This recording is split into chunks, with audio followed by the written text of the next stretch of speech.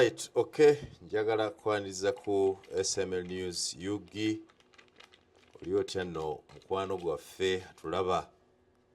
Buli mutya bannange gye muli gye musinza okutulaba mwenna bali ebweru w'eggwanga n'abali wano munda mu ggwanga lyaffe Uganda.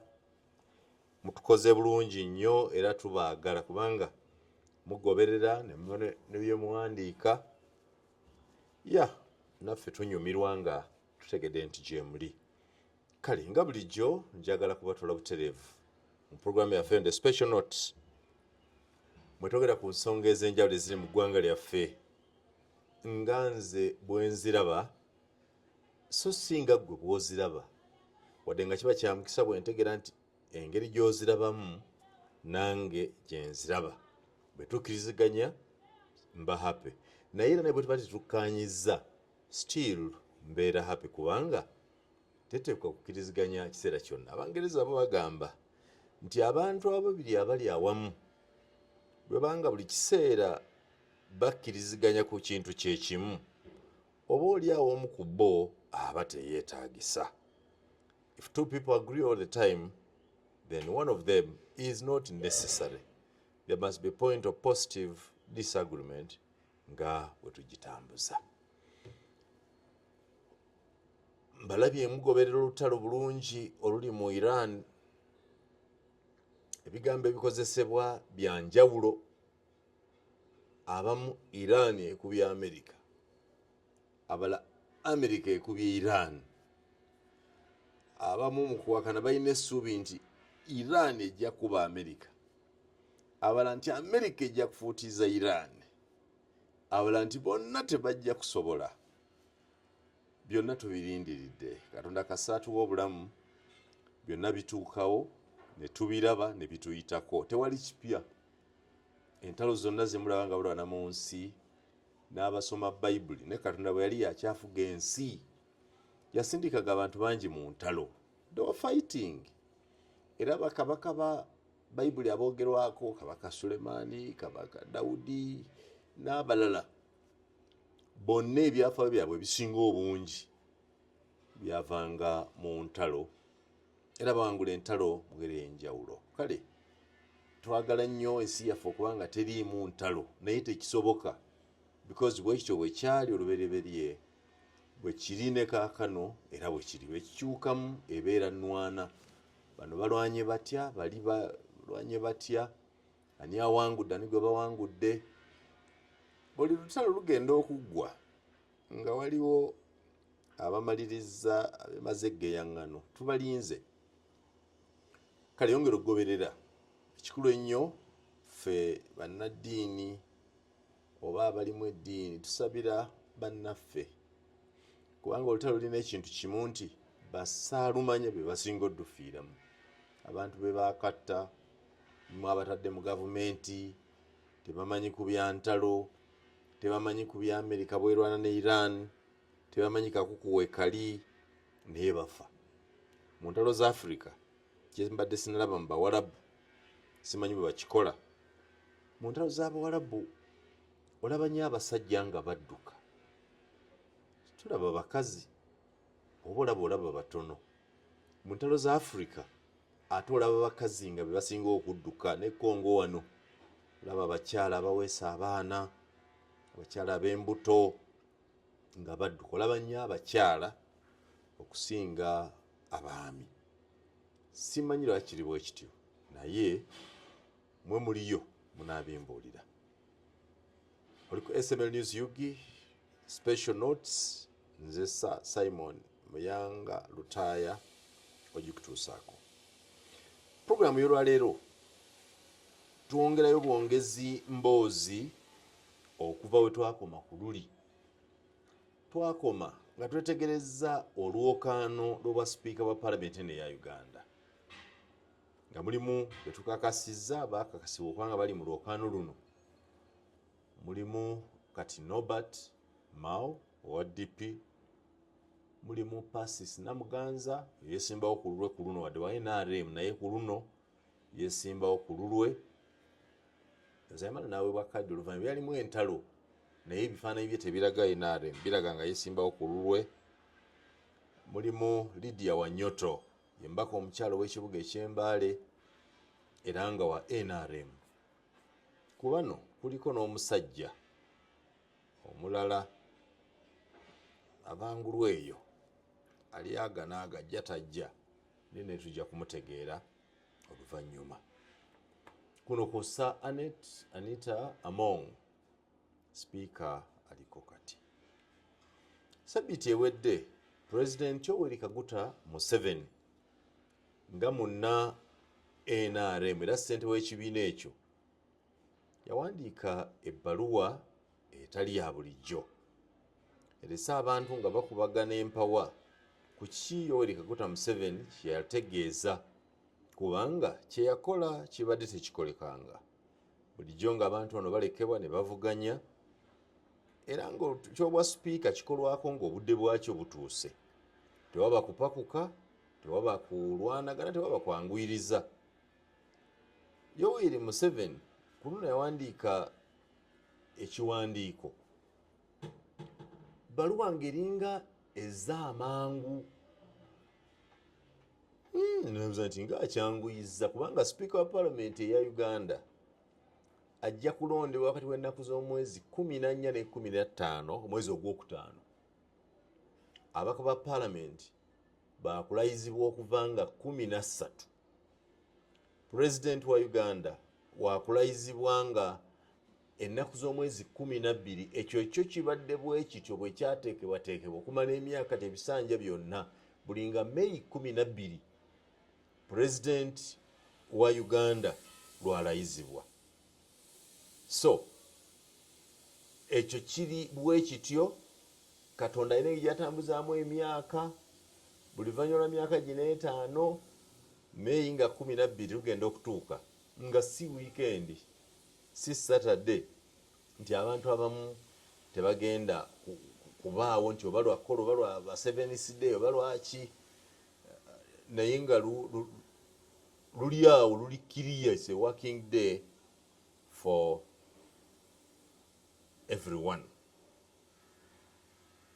So bwetyo wetulindiridde Parliament erayizibwe nga Museveni amaze okulayira. Bw'anaamala okulayira nga tuddako abaka Parliament olulayira tebaba na lutuula lwonna lwe baba nalwo nga tebannalonda sipiika. Constitution yaffe ya Uganda bw'egamba era Ssaabalamuzi wa Uganda kati ndowooza ajja kubeera Flavian Zeija yajja okulondesa alondese sipiika omupya owa Paalamenti eno eya Uganda. Sipiika bw'amala okulondebwa oyo ate yakubiriza okulonda kwa depute we era mu kulayira bwe batyo bwe basooka n'abala bwe basooka. Kale ku bataano bano bonna abeesowoddeyo muli Pacis Namuganza, Lydia Wanyoto, Norbert Mao, Anita Among n'omwami omulala Yoki Odilia Arion, member wa Parliament akiikira bannaffe ab'essaza erye Aringa County. Kwaba n'abawangudde yanaalayizibwa ku lunaku olwo. Kugambye nti nga 25 olunaku nga 12 omwezi ogwokutaano olunaku olwo lujja kuba lwakulayiza President. Ninga nti ebyafa by'olunaku n'olusinga obungi lutera kuba ku nnaku z'omwezi nga 12. Nkerwano ku bannange n'Abamerika nabo balina olunaku lwabwe President lwalayizibwa for the US President. Kyengezaako okulufuna wano ndowooza nga ennaku z'omwezi 2 lwe batera okulayiza President owa Amerika. Kino engeri gye kyakolebwamu era kikolebwa buli kiseera okubanga tekiyawukana n'ekyo kye balina. So President wa Amerika ye alayizibwa January 2. Ekisanja kino engeri gye kitambulamu every 20th of January 4 years in a row the President wa Amerika omupya lwalayizibwa waffe wa 12 ogwokutaano. So buli omu yabadde abuuza nti bwe kubanga okulonda sipiika kuli mu mwezi gwa kutaano mu nnaku z'omwezi eyo nga kumpi 10 kubanga okulayiza bakapalamenti kutera okutwala ebbanga bayinza okutwala okuva nga 13 14 15 ennaku nga 4 ku 3 sipiika bajja kulondebwanga mu 16 eyo onwards. So nga tubabuuza ekibuuzo ekisooka, lwaki mwami Museveni yayanguye okuwandiika ebbaluwa eraga nti ekibiina kye kya NRM kina abantu bekyamaze okukkaanyaako ku bwa sipiika n'obwa deputy.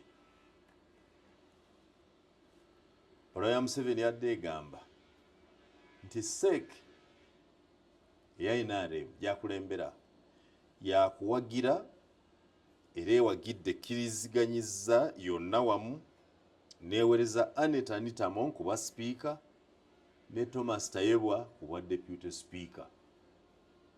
Ngalingaga nti ekyo tukiggadde mu njogera y'abaye bano baga nti ekyo tukiggale. Sakabuuzo, lwaki yakedde? Ekigenda kya mwami Museveni okukeera ennyo n'akikola nga bw'atakikolanga kiki? Ekyokubiri, lwaki Museveni akulira demokolasiya wa wano amwogerako ennyo atidde okulonda? Okulonda in this case would mean okukkiriza abaagala okuvuganya ne Anita Among n'abaagala okuvuganya ne Thomas Tayebwa okuvuganya bagende bakubweko akalumu SEC nga bwe kyali ku mulundi guli. Lwaki akigaanye? Waliwo obukweshoni maaka awo abala nti musajja mukulu tayagala kuva ku ndagaano. Ndoza yakkaanya ne Anita Among mu campaign tijja bongera ekisanja. Kaabala nti nedda tayagala ntalo. Alaba nga abantu bangi abavuddeyo bayinza okuleeta entalo n'akavuyo mu kibiina kye kya NRM. Ayinza okuba omutuufu oba omukyamu. Abantu bonna abali mu lwokaano lwa sipiika abasinga obungi mbazuulu balwanira ddala bantalo tebavaako. Mu balwanyi b'oba weesiga, Pacis Namuganza omubaka omukyala ow'ebukono mulwanyi ddala era entalo z'alwanye n'awangulwa mu by'obufuzi ntono z'emmanyi zenyiza okuwaako obujulizi nti luno baamulwanyisa luno baamuwangula. Azirwanye kazimbagubaggu mbazuulu alwanira ddala. Lydia Wanyoto Mutende, entalo z'esinga obungi ziri mu bigambo. Bw'aba ayogera atiisa akankanya, si mwangu kuwangula oba okunyigira mu nnoga. Aliyoni ono we siinaako byafaayo bingi, mbaka wa Aringa County, mbaka mpya nine bw'aba ayogera olabanga wampaka. So obuuli awo Museveni yayagadde bano baleme kujjayo bijambiya, kubanga Pacis Namuganza bw'omugamba nti olutalo lwakulwanyisa Anita Among ajjayo n'ag'omu buto yamutama yamukoowa. Era bwe bunyoka nga bonna bali mu paalamenti, embuli omu yandibaddaga nti batube ne paalamenti ng'omulala tajja. Era baatuka n'okulowooza nti eyavuganya Namuganza bali bavuganya Namuganza, omwami oyo yali amutaddeko ennyo ekifuba Maganda, nti oyo yali awagirwa Anita Among ng'ayagala Namuganza aleme kudda mu paalamenti. Ngambye nti baali bagamba, sirina bukakafu n'ebyo ebyaliwo. Era bwe badde mu kalulu, akalulu k'ebukono ewa Namuganza tekaali wakati wa Maganda ne Namuganza, kaali kaluka Kadaga versus Anita. Owa Kadaga yatwala yali Namuganza, oba owa Anita Among yatwala yali Maganda. Kawunzika katya. Namuganza ye yakatwala, Maganda yatwala kaadi y'NRM. Namuganza n'alwana nnyo, mulimba kale olaba oyo banzibye, Katuna gwe Tango Doi mu bulago katunamukwata ebitogi yamugamba point blank mbu abayisa alina byagenda okuliza mu kakiiko nawe nsiina kyenkuwuliriramu kasajja kabi nnyo olina enkwe mumuze mwenaale mu luvannyuma mwagala tulonda kibiina kyaffe n'amulawo namugamba naye Tanga gwe sigala Kampala ebukono tojja kunsobola. Tanga yagezaako okwerwanalwanako awo kwewozaako sibiriimu munteekamu ndi ku byange bagenda okuwunzika gwaggwa 2-1 nga Tanga namuganza amulese mulekedde ekintu kye.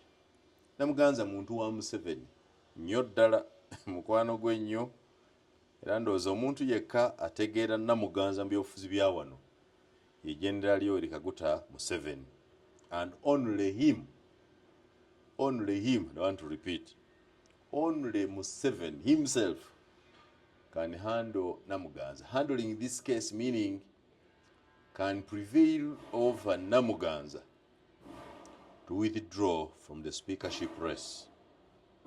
Is Namuganza formidable? Yes and no. She has the numbers. Yes. She may have the numbers or she may not have. But riding on her loyalty to Rebecca Kadaga, and now that Kadaga is not in this race, if all Kadaga loyalists chose to support Namuganza, she will put up a spirited fight, plus a number of those who believe they can no longer work with Anita Among.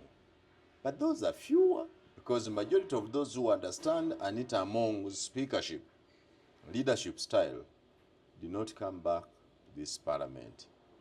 Those who really separated her. But the mobilization tactics, capacity of the two is not negligible. They can both mobilize using different tactics.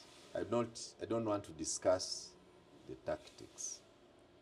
And so is Lydia Wanyoto Mutende, very bold, outspoken, clear in language, in speech, well-traveled, exposed, quite loyal. Lydia Wanyoto has an exceptionally proven loyalty to the NRM than anyone else. She's been there from its lowest ranks to the topmost rank. She's just retiring from the Central Executive Committee of the NRM, where she's been the lead of the Women League of the NRM. She has some networks. If she played around with the Easterners, Bugisu, Bukedi, of course Teso, notwithstanding, Teso is very solid on Anita Among.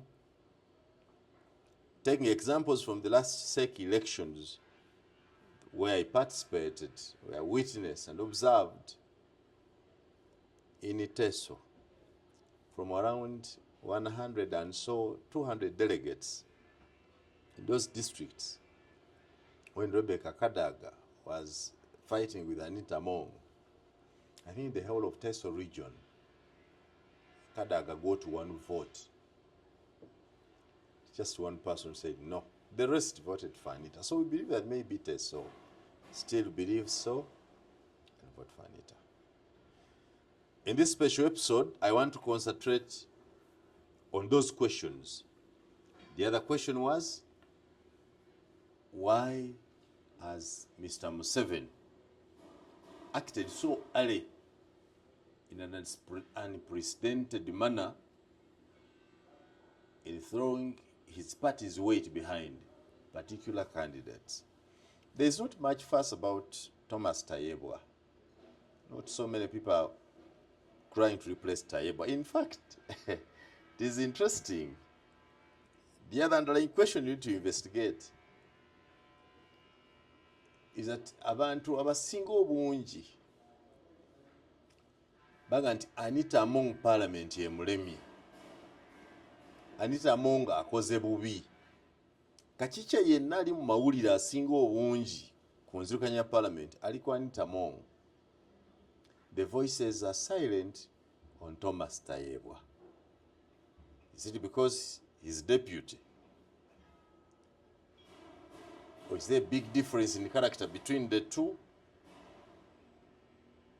Is it a tactic or a strategy by those who make them? Because Tayebwa is made, Anita is made. They don't make themselves. Some power or force, person makes them. Why is the population a bit quiet about Tayebwa? Is it a setup? Or they are satisfied? Could it be that they are satisfied with Tayebwa's performance and not satisfied with Anita Among's performance? The two seem to work together in broad day. They seem to love each other. They seem to rhyme. Balabika nga abaagala okukolaganira okutambulira awamu mu lukaano lwa speaker. So Tayebwa expresses that he is as good as Anita, and Anita Among also expresses that she is as good as Thomas Tayebwa. The public states so. When somebody says the speaker is sanctioned, the deputy speaker is not. But while the speaker presided over the last vote on the homosexuality bill, during the sessions of discussion, even Tayebwa participated. Yeah, there's a question to ask. Not many people want to stand against Tayebwa. And not many people are speaking a lot about the deputy speaker. There's a lot of rage on the speaker. Maybe it is the concept of the leader. All responsibility falls on the top leader, who is Anita Among. That question should be underlined and asked. I know many of us will be intimidated to get in there. I have personally been intimidated. And you know, interestingly, many people think simanyi lwaki bwe tubeera mu discussions zino abantu baganya okukkiriza nti I'm an independent person. Where I am not neutral, I disclose. Bwe mba n'oludda lwonna kwe neekubira ku kintu nga nti kati ndi wano, sikolera mu nzikiza ng'abalala. Sabantu banfuna mu ngeri yaabwe, kubanga ebbanga lye mmaze mu kisaawe kino eky'ebyamawulire abantu bonna mikwano gyange. I can disagree with a friend openly. Ebimu mbibatiisa. So sisobola kwera nga ndi mwefudisi ng'ate enkukuta ekiro nga bano bagamba nti ate mubadde mulio nga temumanyi. Nga nti kati ndi mwefudisa and I'm there. Bwe nga nti nvuddeyo mba nvuddeyo ndi mu NRM. Bwe nga nti ku speaker kuliko gwe mpagira nga nti y'ono, bwe kuba tekuli nga nti sina. Naye bwe nga nti sina mba sina gwe mpagira. Mba nninda yenna ajje tutambule naye. Kubanga bonna, for one reason or the other, mbeera attached. I have heard many people, I think I heard from Comrade Norbert Mao, yagamba nti abantu bonna aboogerera Anita Among nga bamuwagira, boogera lwa mbuto zaabwe, balina kye balidde. Sisobola kumuwakanya, kiyinza okuba ekituufu nga balina kye balidde. Lwaki ewammawo yo tebaayo kulya? Era lwaki bateekwa kulyokola? Because we are talking about members of parliament abalondebwa. Abaka parliament bana balondebwa nabo empisa zaabwe za mungu nga ez'abalonzi, nti nabo bateekwa okugulirirwa buguliro okwogera kye baagala. Nawulira Norbert Mao alangira ofuna opondo, tugumanye ensonga ekwogeza, kubanga ofuna opondo wadde mukwano gwa Norbert Mao tamwagira kuwa speaker. Norbert Mao aga nti gwe walya kolera lubuto lwo wa accountability. oluvannyuma lw'ebbaluwa ya mwami Museveni n'ebibuuzo ebyo abantu babuuza ebibuuzo ebyo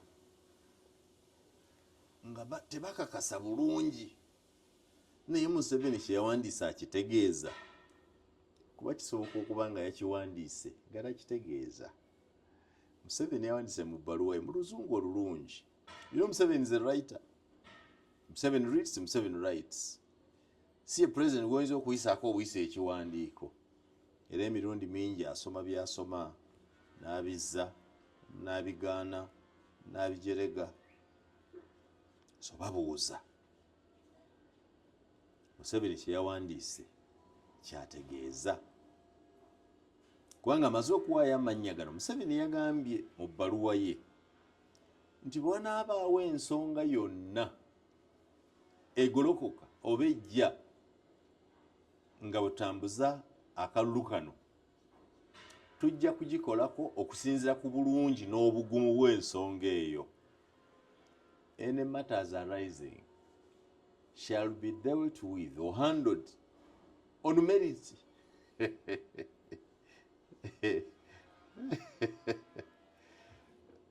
So I've been trying to argue over this week nti Mwami Museveni alina keyerekedde. Mwami Museveni taggwaayo.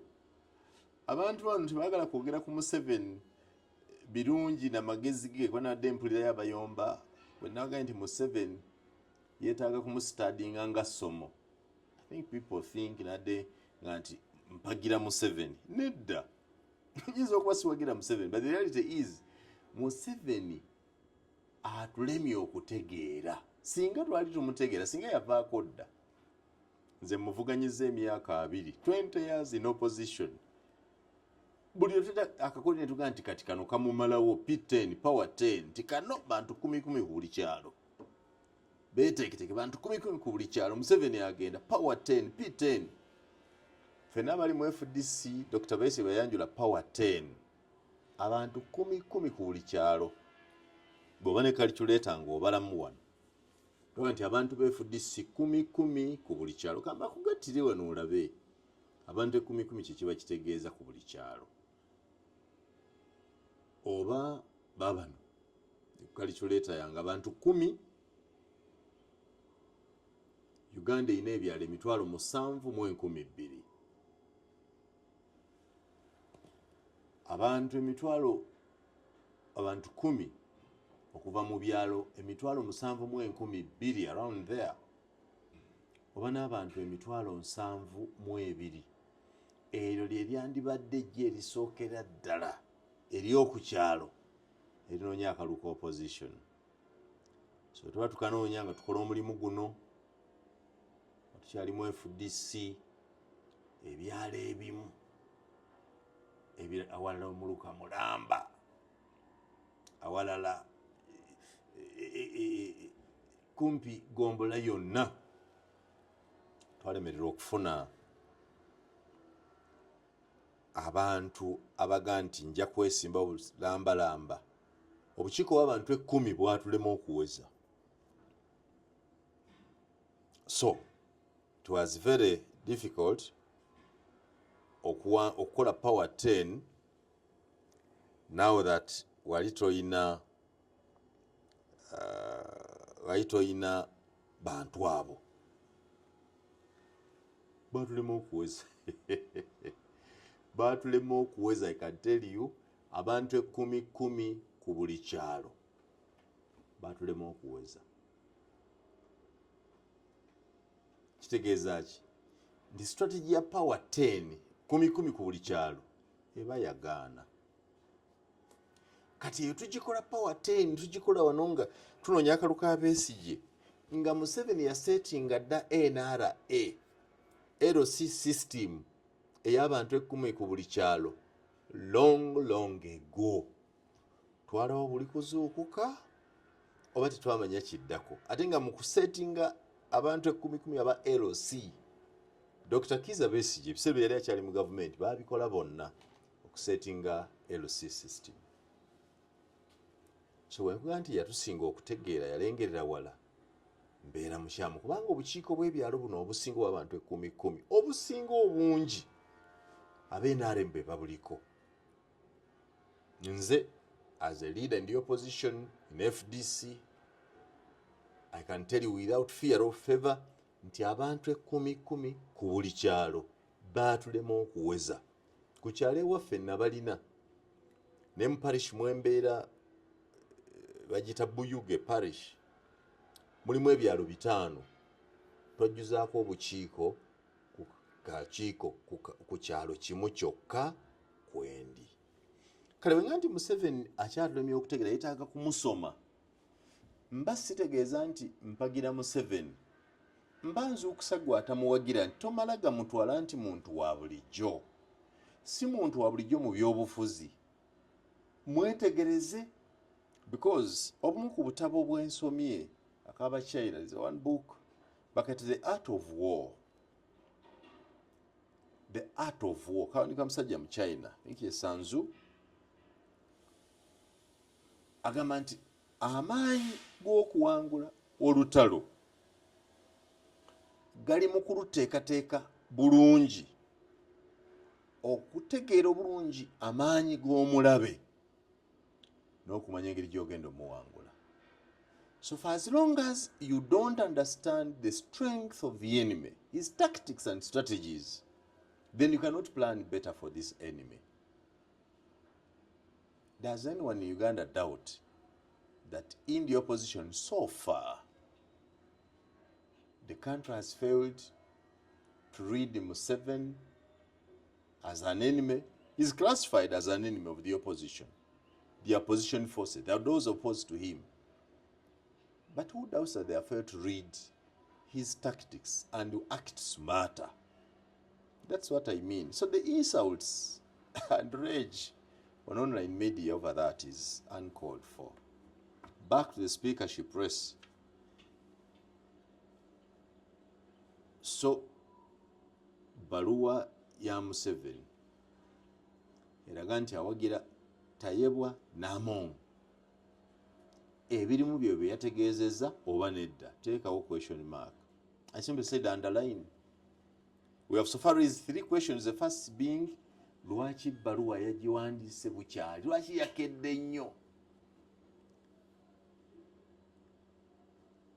Ekyokubiri, lwaki Museveni takkiriza baagala kuvuganye bavuganye?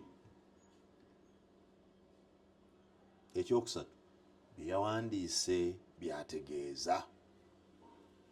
Ekyokuna, bw'agamba nti wanaabaawo ensonga yonna egolokoka tujja gikola nga bw'enaabezze ku bulungi bwayo n'amaanyi gaabo. Aba ategeeza ki? So nsonga ki zaasuubira okugolokoka? Era lwaki asuubira nti wayinza okubawo ensonga ezigolokoka? Lwaki asuubira? Just think about it when you sleep. So I want to say for myself that the speakership race is not over until it's over. It just like can't end like that. It will end with concessions, some agreements, and some talks. Mr. Museveni is aware that the people who have stood up to speak against the current leadership are not mean people. They are well-intentioned, and he understands their intentions. Naye nga bwe mbagamba bulijjo bannayuganda twetaaga okwetegeerera. Twetaaga okutwala ebintu ebifa ku ggwanga lyaffe nga tubirowoozaako nga ffe ffenna, si kubirekera muntu omu oba babiri basatu kututegeerera. Buuza kibuuzo ekyokutaano. Lwaki Norbert Mao ataweza ababaka ba Parliament 10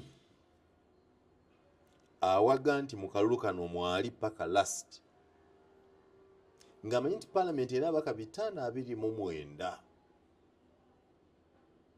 abanaalonda bayinza obutatuuka eyo.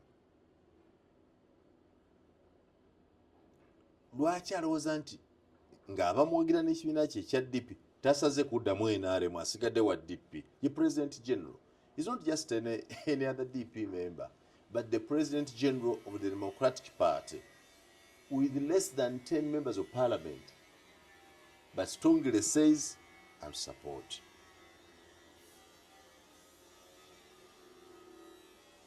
Mao is the candidate for the powers that be. I believe that if you met General Salim Saleh in a corner n'ombuuza nti baabano babiri Anita Wuno ne Mao ali wano, certainly Salim Saleh will choose Mao, given the history we have. Mao abadde wano for so long, right from his days as a young man at the university, and I believe he has a closer bond with General Saleh than Anita Mong, given their longevity in politics and their age. If you asked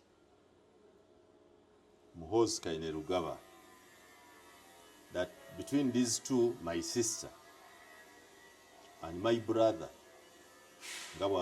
my brother Norbert Mao, my sister Anita Mong, choose one in a separate ballot, I can say without fear of contradiction that Muhoozi will choose Norbert Mao. Why? There is a very good endorsement that Muhoozi Kainerugaba put ku page ya Twitter some time ago ng'awaana Mao. We yamuwaanira n'Anita Mong yali waali teyogera ku bwa speaker, naye yamuwaana ng'omukulembeze omulungi, era naga nti I think Norbert Mao ono has qualities of a good president, can make a good president for Uganda. So bw'aba nga yamwagalizaako obwa president n'akyatula nga kitawe yatudde mu ntebe ng'ensi erowooza nti kitawe bw'avaako Muhoozi yaddako, naye n'abaamu akaatula nti Mao ono alabikanga ayinza n'okubeera president omulungi. So omugamba kati nti londa Mao kuwa speaker, if he had a vote, do you have to explain a lot to Muhoozi that Mao can be a good speaker? Certainly not. He has already told us that this man is good, so good that he can be president. How about speaker? So you need to read. So far, nze, in my own opinion, Mao has 2 votes from the 4 votes from those who make what we call the power centers. Mao would take Salim Saleh's vote. Mao would also take Muhoozi's vote. Now come to the last man. There is also, I have been told that Mama Janet is also a power center. I wouldn't want to imagine asking Mama Janet to choose between the two. She has kept her cards too secret that we cannot even estimate or speculate. But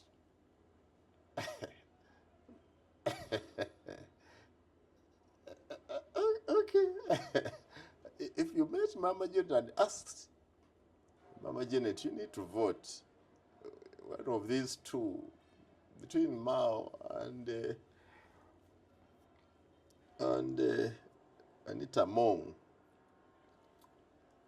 candidate woyani simanyi gwalonda, because Mama Janet is not easy to predict.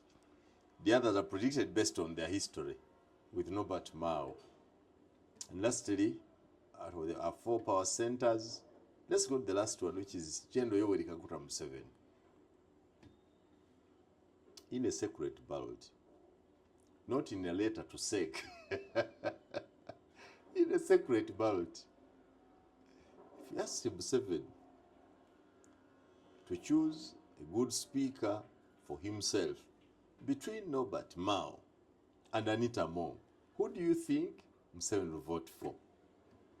If He was simply an individual observing the two. I don't want to give an answer, but in my thinking that Museveni would comfortably vote for either of them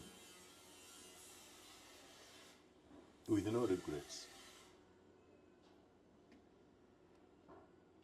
Even if Mao became speaker, Museveni will not have sleepless nights. Or like he has not had any sleepless nights with Ntamong as speaker. So we take Mama Janet's vote as unpredictable. So we call that one the red vote.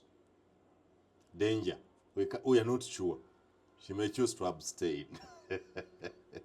And then we take Yoweri Kaguta Museveni. Yoweri, that's an orange zone. Orange. It's just a sign that you are either going to move or to stop. It's just there. Museveni can vote for either. I will give Muhoozi's vote to Mao and General Salim Saleh's vote to Mao. I said, this is my opinion. These are my special notes. We wait to see how it ends. It's an interesting race. Mukulaba okwange obanga ogambye nti ebifo by'abannaffe abanene abasalawo ebintu mu ggwanga lino nga Bigirwa bw'atera okubayita abasalawo mu ggwanga lino, taata, maama, Bulaza n'omutabani, naye nti kati mulina abantu babiri mulondeeko, buli omu alina gwakuwa. Nkiresaawo bwe ntyo, ngambye nti omu yekka maama ayinza obutalonda, abasatu bayinza okulonda. Akalu kasale kange okujjayo n'aka Muhoozi n'okawa Mao, aka Museveni kano kati ke kaliko obugombe. Alonda ani? Where will Judge vote? Where will Judge cast his ballot? Assuming we are in the heart of hearts, just deep inside the heart, where would do olowooza bwe waateeka akalulu kiwadu ku babiri abo kuba bonna kati babe. Museveni yaleeta Ntamong amugya mu opposition era yamufudde kyali. In the same way Museveni yaleeta Nobert Mao okuva mu opposition era yamufudde kikyali. One is a minister for justice and constitutional affairs, another than the speaker.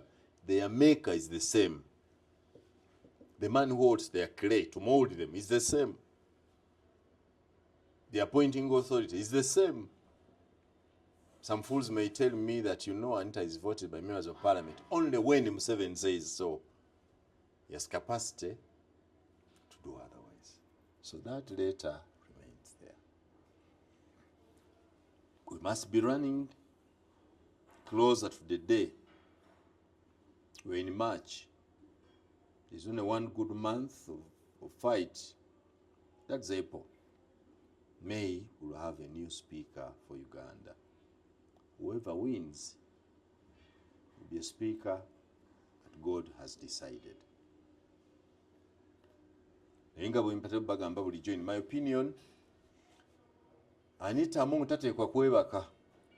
Jakati kanneebake nkube bulatti. Yende kati danywa ku soda. Muntu ananywa ku tuzzi. Kubanga Museveni awandiise. Mwaye Museveni musajja mugezi nnyo mu by'obufuzi. Ayinza okuwandiika okutera okukyejjamu amangu akibalekere. Kubanga ekituufu kiri nti bw'okirekera bano n'okirekera bano nga tolaze sigino, basobola okukola kyonna kye basobola. Abaka ba paalamenti we bali kati basobola okukola kyonna kye basobola. Waliwo nawulidde ayogera gye tubeera nti ekikulu omu kuba ayina nnyo ssente, wali atalina ssente ku abo ze bayita essente, abazirina bwe baba balina gwe baagala bazimuwa, ate basobola omuwa ezisinga ku z'oyo gwe mulowooza nti ayina eziwera. So the issue of money does not arise. Bonna bazirina oba n'atazina asobola ozifuna. It's not over until it's over. I know that the other candidates, Lydia Wanyoto and Namuganza, have been downplayed. Although, with support from invisible sources, they too can put up a spirited fight until, and there's a possibility that one of them can be a compromise candidate. Say, I think the battle is too huge. Can we give Wanyoto or do we give Namuganza? Byonna bisoboka. Tekisoboka. Kasota andikane tekisoboka mu Uganda, then you are not a critical thinker, you're simply an observer. Oli mulabi wa bintu toli byenyigiramu. Kisoboka. Osobola okuleeta olutalo. N'osiikuula enfuufe wa Mao. N'osiikuula enfuufe wa Mao nandi bwe mujja twonoonera ekino kisusse. Kale mwenna nedda ne wamma Wanyoto. Wamma Namuganza. Kwata ekintu kino. Tulina ebyafaayo ebyokulabirako. Olutalo wano olwa Rebecca Kadaga ne Jacob Olanya lwatuyigiriza ebintu bingi. Nze lwaki mbaga nti Museveni mu muyige, waliwo ebintu mwa Museveni byayogera ate ng'abyogera simple n'asaako n'oluusi n'akaseko n'asumayiringa naye nga birina amakulu mangi. Museveni yatugamba nga balonda Speaker Parliament wakati w'Olanya ne Kadaga. Ekisooka yajja n'atuulawo. You people, you're joking. Museveni yajja n'atuulawo we balondera olunaku lwonna ng'atudde wali bamukuuma. Yafuluma nkatono okugenda okweteewuluza ng'abalala bwe bakola, nadda oludde ng'atudde balonda alaba. Talina kyayogera, talina gwe yayita nti oba jangu nga bwandibadde ng'otudde awo obwana buzana nti alo gwe va ku mupiira. Yatuula butuuzi t'obusaavu. Ku nkomerero ng'akalulu kawedde nga kawanguddwa gwe yayagala n'atugamba nti nze seebase. Nze I not sleep. Seebase nasuze enkuba amasimu. I spent the whole night making calls. I called virtually almost every member of parliament here, trying to generate consensus and keep our party together. So in the spirit of consensus, Museveni did not sleep. He made calls throughout the night to make sure that Jacob Olanya wins in order to keep the party together. If you want to know about Mao this time round, you can still make calls. You can still have sleepless nights until the deal is done. The issue is whether you want him. But if you wanted, and say without fear of favor, if you wanted, Museveni can make Mao speak. Now the battle has been the question of who is behind Norbert Mao. Where does he get this rare courage to stand and even hope that he can win an election in an electorate dominated and in the hands of Yoweri Kaguta Museveni nga tali mu pate ye?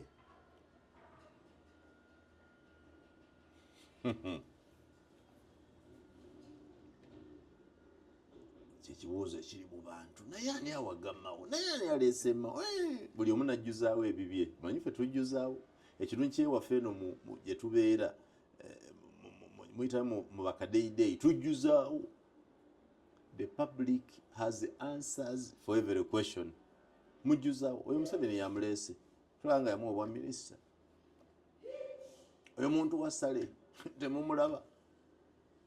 Muhooza awagira oyo luli yagamba. We put answers. Answers zaffe zijja kuba nfu ng'okulonda kuwedde. Njala kumaliriza ebibuuzo ebyo 5. Watyanga Norbert Mao Lydia Wanyoto ne Namuganza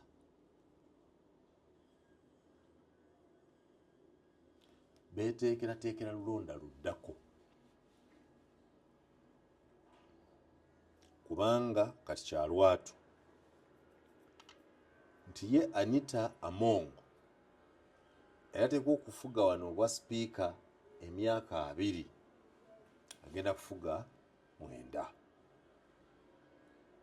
mu nteekateeka yaabwe gye baayogerako bulijjo bye bagamba nti ndagaano nti waliwo endagaano NRM gye yakola nti sipiika afuga emyaka 10 kati ate bennyini batugaa nti si ndagaano twakyogerako bwogezaawo yali ntegeeragana. So Anita Among yali ateekwa okubeera deputy emyaka 10 ajja abeere sipiika emyaka 10 si gye emyaka 2. Muganda agaa nti omukisa gw'embwa teguyisa mbuzi mu malagala. Emyaka gya Anita Among kuba sipiika gyasalika emyaka 11 Kasitolanya yafa n'amusikira. So ne bw'aba afunye obwa sipiika obuddako sure alina ekisanja kimu talejja munga nti n'obwa sipiika afuga emyaka alina ekisanja kimu kyokka omumyuka we Tayebwa alina omukisa ogufuuka sipiika. Now 2 things are possible.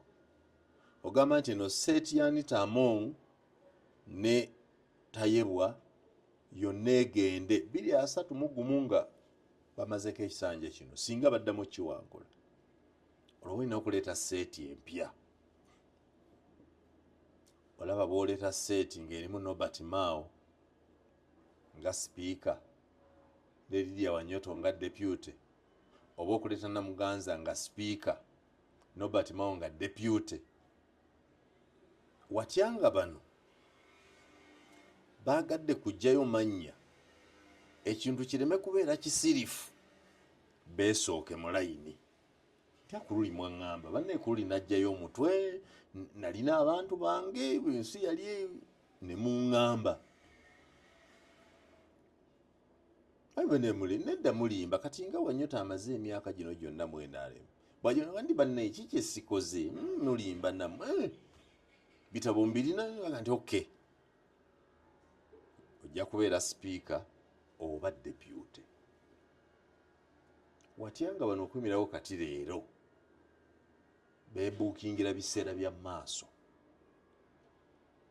Ne Namuganza naye ayinza oga nti nga mbadde wano ebbanga banaye paalamenti mulaba ne byekoze nabagamba ekiziba kya paalamenti kati kigudde okukizza engulu nze nsola kuba nakirengererawo.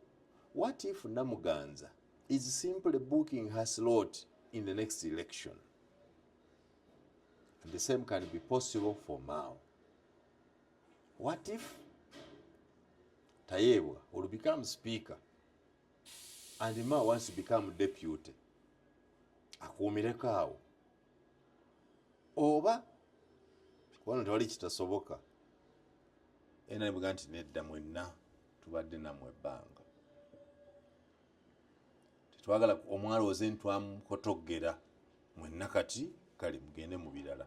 New speakership set Mao Wanyoto Mao Namuganza Wanyoto Namuganza Wanyoto Mao Namuganza Mao Namuganza Wanyoto.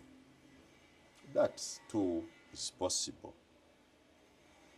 So to me, I believe that one of the intentions of the silent powers that be and the candidates contesting now is to book space, to book slots in the next speakership election, because they have already brought out their names early enough for consideration. The last one. I want to believe nti munda mu gavumenti mulimu abantu bangi abatali bamativu n'enzukanya y'emirimu ku paalamenti ya Uganda era nga bangi singa babaweereddwa omukisa okubeera bokka basologa nti bano bakoze bubi. N'omukulu yennyini pulezidenti Yoweri Kaguta Museveni asobolera ddala okubanga naye si mumativu n'enzirukanya emirimu gya paalamenti ng'alina okukola ebintu biri: ekisooka kubasonyiwa, ekyokubiri okubalagirira ekyokukola. Naye ate ayinza okubuuza nti naye ani abagambako bye bakoze?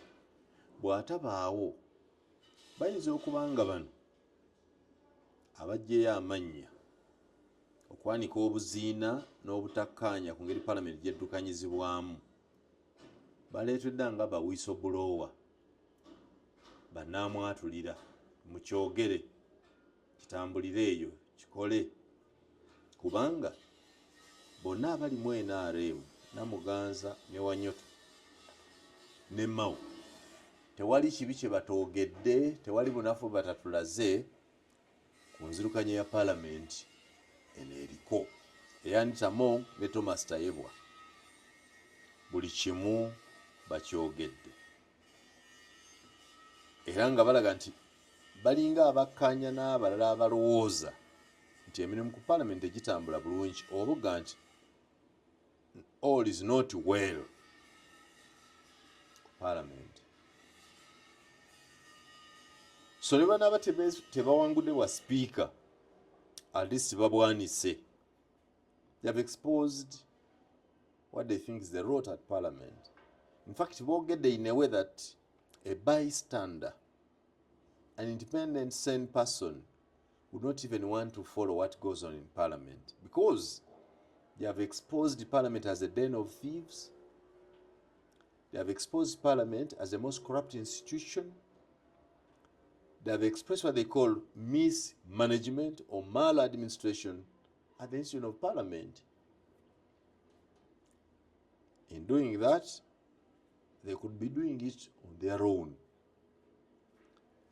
But they could also be agents of someone or some face that feels nti kale waki katukyogereko bakimanye, because bakyogerako nga boogedde ebyo kitegeeza nti mu kuddamu bajja kuba beegendereza nnyo.